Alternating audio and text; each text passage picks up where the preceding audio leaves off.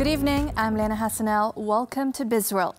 Malaysia's trade from January to August this year increased by 22.9% to 1.4 trillion ringgit compared to the same period last year. Senior International Trade and Industry Minister Datuk Sri Muhammad Azmin Ali said exports expanded 24.9% to 778.49 billion ringgit, while imports increased 20.4% to 628.29 billion ringgit, with trade surplus surging 48.2% to 150.2 billion ringgit. The increase in exports was driven by the global economic recovery and increasing external demand in almost all goods exported, especially for electrical and electronics and rubber and petroleum products. Malaysia's total trade surpassed 1 trillion ringgit only in the first 6 months of this year, the shortest period ever recorded by the country.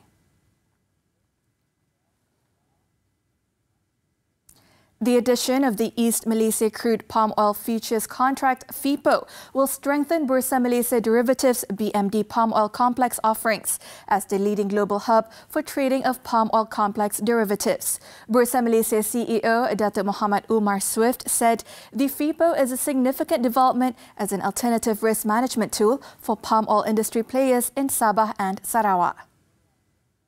Sabah and Sarawak accounting for nearly half of the country's CPO production.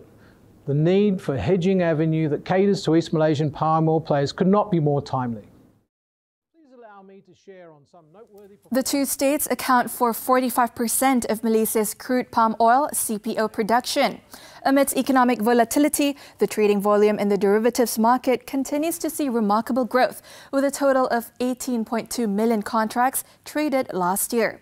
BMD had also set 18 new trading records last year, including highest ever monthly trading volume of over 2.0 million contracts for all derivatives products.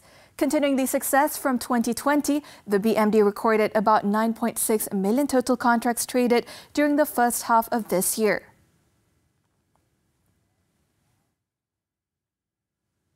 Meanwhile, the government has urged East Malaysian palm oil companies to consider implementing the FEPO in their risk management strategy to remain globally competitive.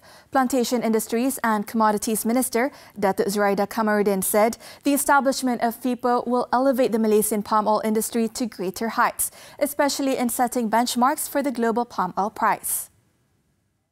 Companies in both states shall hedge on the opportunity to market their crude palm oil directly to Bursa Malaysia derivatives and save on the transportation costs before exportation. She added that the implementation of FEPO in East Malaysia will also contribute to the development of the economy and provide job opportunities to the people of Sabah and Sarawak. Last year, palm oil constituted nearly 3.6% of the GDP and contributed 57% of Malaysia's commodities output to the GDP. Perusahaan otomobil kedua, Perodua, sold 14,160 units in September, an increase of 102% compared to August. Its CEO, Datuk Zainal Abidin Ahmad, said the sales figure was also an increase for 3 consecutive months as supply has gradually improved. This year's fourth quarter offers a better outlook than the previous 2 quarters, especially on the marked improvement in the reduction of COVID-19 cases, as well as the nearly 90% vaccination rate of the Malaysian adult population. However, between January and September 2021, it sold 119,093 vehicles, a decline of 17.87%, compared with 145,012 in the same period last year. That's all the time we have for Bizworld. I'm Liyana Hassanel. Thank you for watching and keep tuning in to TV3.